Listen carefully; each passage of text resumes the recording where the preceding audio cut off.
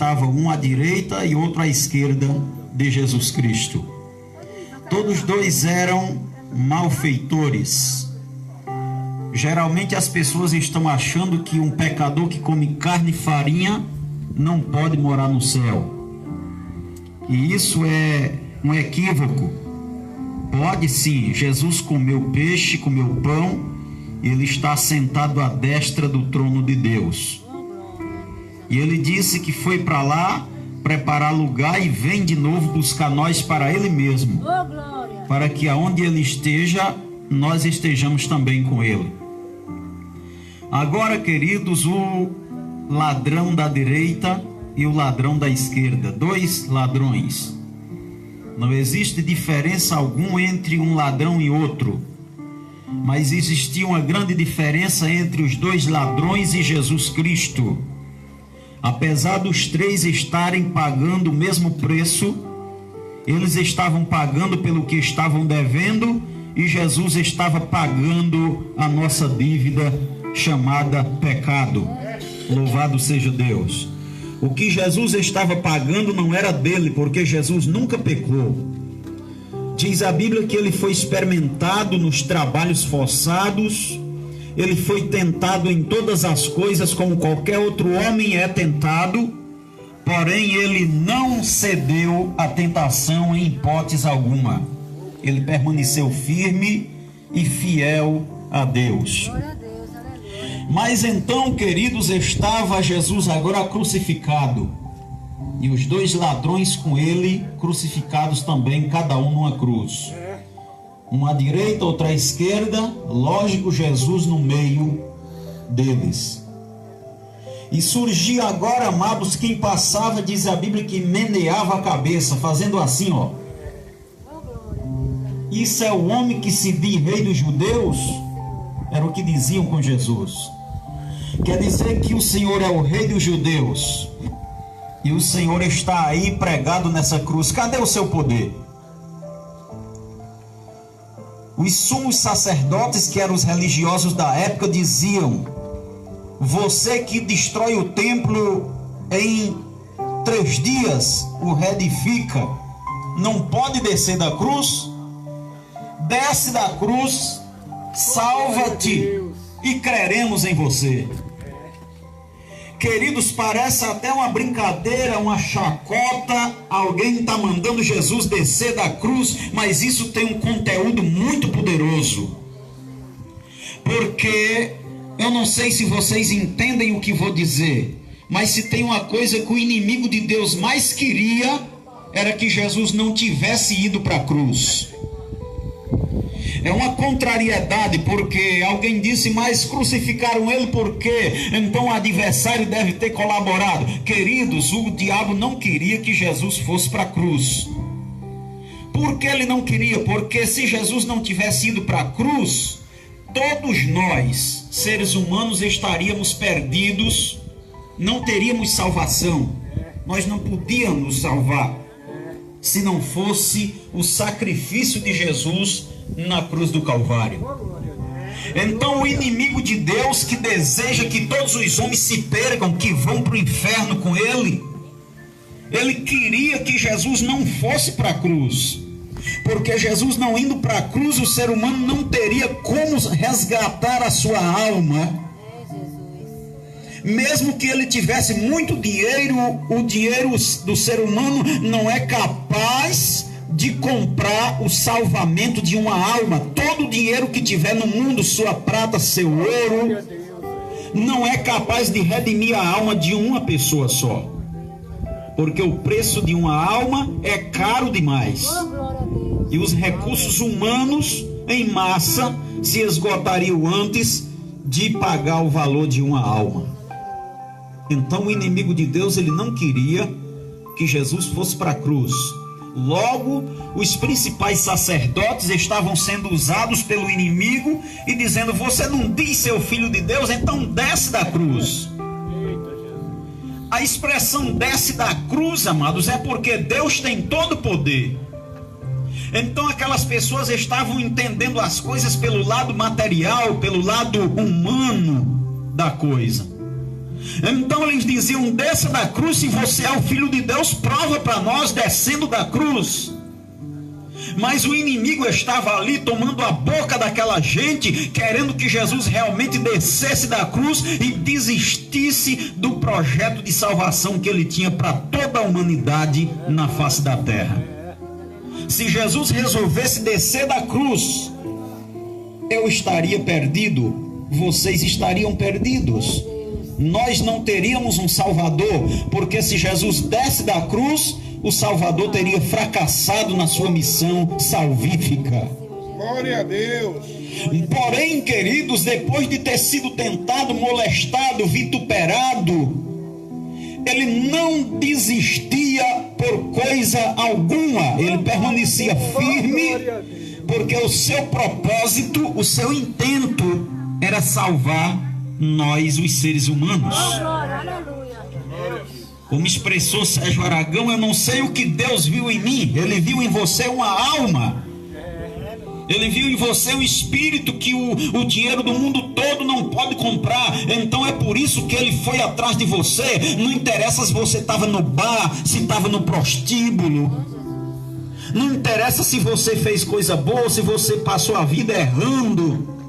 O que Deus não quer, queridos, é que a gente permaneça no erro até morrer. Olha que mensagem que eu tenho para vocês nesta noite. Glória a Deus. Não importa o que você fez até hoje. Oh, glória a Deus, aleluia. A Bíblia diz lá em 2ª carta de Paulo a Coríntios, capítulo 5, versículo 17. Assim que se alguém está em Cristo, nova criatura é. As coisas velhas já passaram, e eis que tudo se fez novo, ou se faz novo. Glória na vida a Deus. da gente, à medida que damos um passo para Cristo. Mas, queridos, eu não quero me prender a coisa diferente senão a atitude dos dois ladrões. Vamos falar um pouco da atitude dos dois. Todos dois eram ladrão, todos dois eram gente ruim. Porque eu nunca vi alguém da sociedade sair dizendo: ali tem um ladrão, mas ele é gente boa. Não tem essa expressão. Todo ladrão faz mal porque ele rouba o que não é dele, então ele é mau. Mas me diga uma coisa, pastor: e Jesus anda atrás de gente má, de gente ruim? Anda sim. Eu venho dizer a vocês que Jesus gosta de gente ruim. É uma expressão grosseira, mas eu vou explicar. Por que Jesus gosta de gente ruim? Eu tenho um aparelho de celular na mão. Enquanto ele está funcionando, para mim ele é bom. Mas à medida que ele para de funcionar, para mim ele não presta mais. Mas tem um técnico especialista nisso.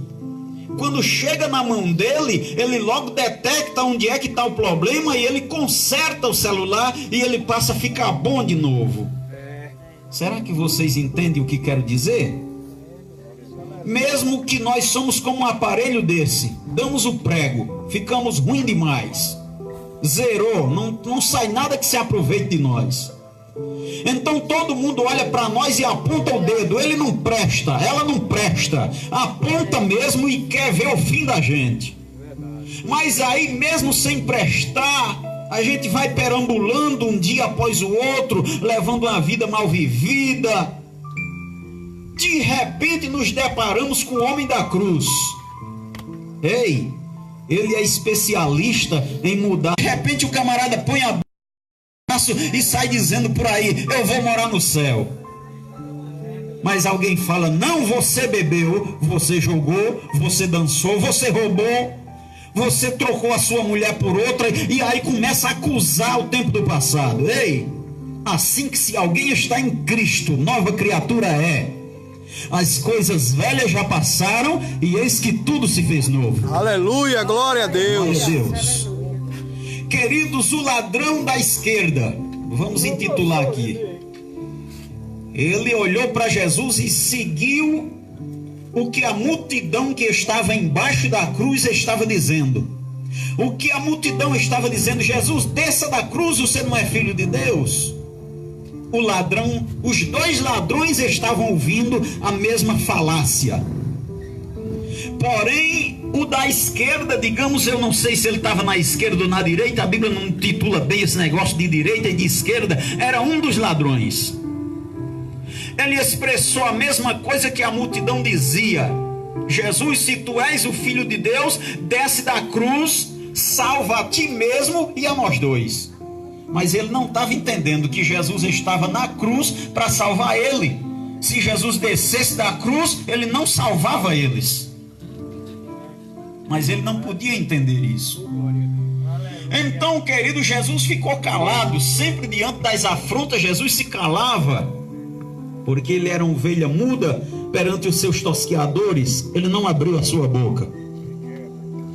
Então, quando o ladrão que estava na outra posição oposta ao primeiro, ele ouviu a fala do seu amigo, do seu comparsa, ele disse: ei, você não teme nem a Deus estando na mesma situação? Sabe de uma coisa, nós estamos aqui crucificados porque os nossos feitos merecem a cruz. Mas se tu quer saber, o homem do meio, ele não fez mal algum, rapaz. E aquele ladrão disse coisas que a multidão que estava embaixo da cruz não estava dizendo. E então disse o ladrão para Jesus: Senhor, porque em cima da cabeça de Jesus, amados, no mastro da cruz, estava escrito a acusação de Jesus: este é Jesus, o rei dos judeus. Só porque Jesus disse que era rei, então ele foi crucificado. Mas o ladrão entendeu a mensagem espiritual que Jesus estava transmitindo na cruz. E ele disse assim para Jesus: mestre, ô rei, lembra-te de mim quando você entrar no seu reino. Jesus replicou-lhe dizendo: ainda hoje estarás comigo no paraíso. Oh, glória! Meus queridos, dois homens ladrões, duas atitudes diferentes, que fez com que um daqueles ladrões agradasse a Deus e fosse salvo, mesmo tendo sido um ladrão. Coisas que não se consegue compreender naturalmente.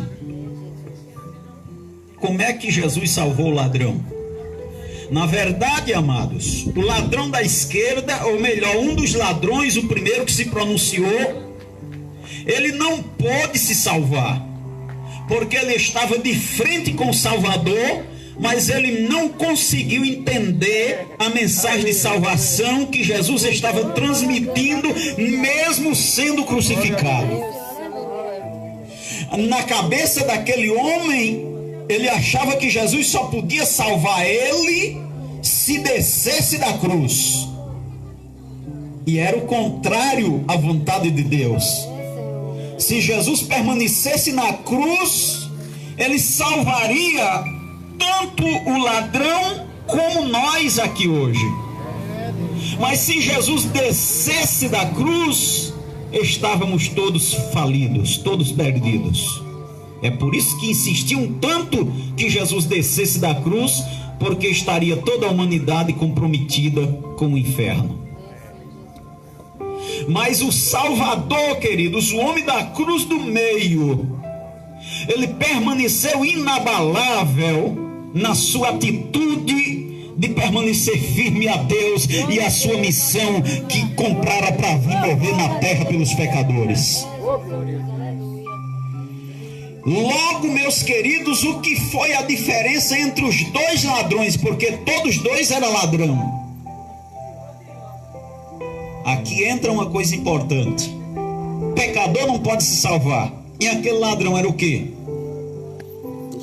Jesus disse: ainda hoje você estará comigo no paraíso.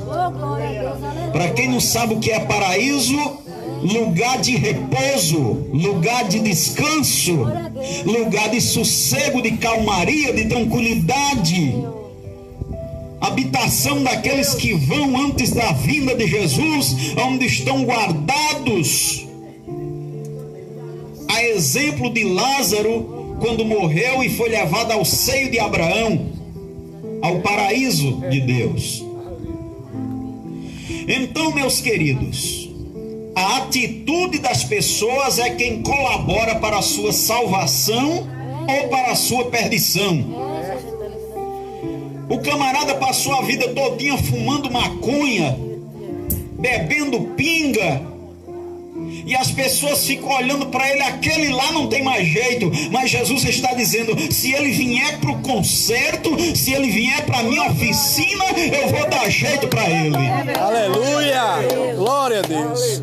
Aí o que é interessante, amados, é que se aquele homem perdido vier para Cristo, Jesus vai salvar ele. E o homem que pensava ser bom, eu não mato, não morro, não jogo, não fumo, eu não ofendo a ninguém, não vai ser salvo, igualzinho o ladrão que disse que Jesus tinha que descer da cruz. Por quê, pastor? Porque Jesus não salva-me porque eu sou bom. Na verdade eu não sou. Jesus me salva porque Ele é Salvador. O bom na história é Ele. Glória a Deus! O bom ali Aleluia! naquele episódio das três cruzes não era o ladrão que disse que Jesus se lembrasse dele. Não, o bom era Jesus, amados. O ladrão não era bom. Não se preocupe se você não se julga uma pessoa boa, porque antes de conhecer a Bíblia Sagrada, eu me julgava um sujeito tão ruim que eu achava que Jesus nem queria negócio comigo. Eu sempre disse, Jesus gosta de gente boa, então ele não quer negócio comigo, eu não sou flor que se cheire, eu não presto. Mas aí, queridos, eu entendi que não é preciso ser bom para ser salvo. Porque chegou também um homem rico para Jesus uma certa feita, disse que ele era um príncipe. Chegou para Jesus e disse, bom mestre, o que bem farei para ter a vida eterna? Diz a Bíblia que Jesus o amou, mas disse-lhe, por que me chamas bom? Se não existe homem bom, senão um só que é Deus. Jesus interrogou novamente, dizendo, tu guardas os mandamentos? E ele disse, todos eles, desde a minha infância. Jesus disse, muito bem, só te falta uma coisa. Tu vai, vende tudo quanto tens, dá aos pobres, volta e me segue, e eu te darei um tesouro no céu. Glória Diz a a Deus! Bíblia que ele ficou muito triste com essa expressão de Jesus, muito triste, e saiu, virou as costas para Jesus e foi embora. Quando ele virou as costas e foi embora, Jesus olhou para os seus discípulos e disse, quão difícil é para os que têm riqueza entrarem no reino de Deus. Ele disse, é mais fácil um camelo passar pelo fundo de uma agulha do que entrar um rico no reino de Deus. Logo os discípulos disseram, então, Senhor, quem poderá, pois, salvar-se?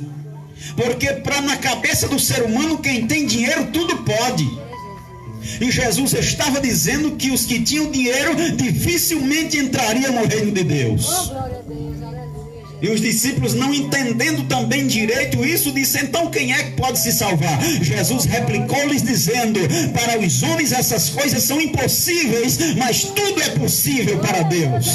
Glória a Deus! Glórias a Deus! Então, queridos, o que eu quero trazer a conclusão dessa mensagem é que Jesus quer salvar você, independente de quem você seja, bom ou má. Independente de que você faça favor, caridade, ou você faça mal a quem quer que seja e tenha um coração perverso, o que interessa é que você mude de atitude a partir do dia que você quiser. Jesus quer transformar a sua vida. Não importa o que você tiver feito, Jesus perdoará tudo isso. Ele não cobrará dinheiro seu para isso. Ele fará isso de graça para você.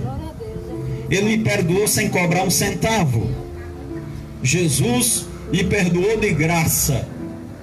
Olhou para mim, eu me sentia um trapo, eu me sentia alguma coisa muito insignificante, mas Ele resolveu investir em mim. Glória a Me pegou Deus. em estado de depressão, com 14 anos de idade, internado 12 dias no hospital, fazendo exame do alto da cabeça à planta do pé, e não tinha nada, mas eu estava morrendo, porque tem gente que pensa que o pecado não mata, mas o pecado devagar, ele acaba com a gente. É, Senhor.